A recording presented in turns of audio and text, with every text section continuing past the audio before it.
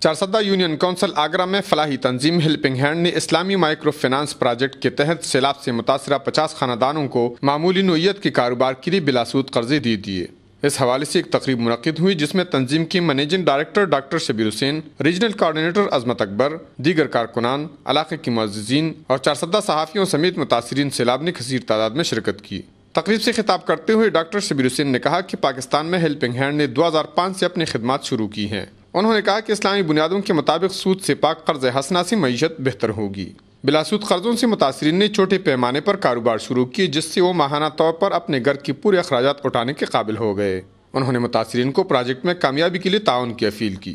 Regional coordinator عظمت اکبر نے خطاب کرتے ہوئے کہا کہ ہیلپنگ ہینڈ نے سیلاب کے شروع دن سے 30 میڈیکل کیمپوں کے ذریعے 14,000 مریضوں کا مفت معائنہ اور ان کو مفت ادویات فراہم کی، جبکہ 9 یونین کونسلوں میں ورلڈ فوڈ کے تعاون سے ہزاروں متاثرین میں خوراک تقسیم کی۔ انہوں نے کہا کہ حال ہی میں 50 متاثرہ لڑکیوں کو جہیز دی گئی، جبکہ یونین کونسل آگرہ میں 25 متاثرہ خاندانوں کو نئے گھروں کی چابیاں حوالہ کی گئی۔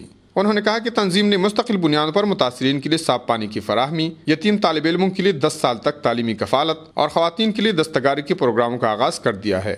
تقریب سے محمد زئی یونین آف جرنلسٹ کے صدر فیض محمد اور دیگر نے بھی خطاب کیا۔ کفایت اللہ، اے نیوز، چارسدہ۔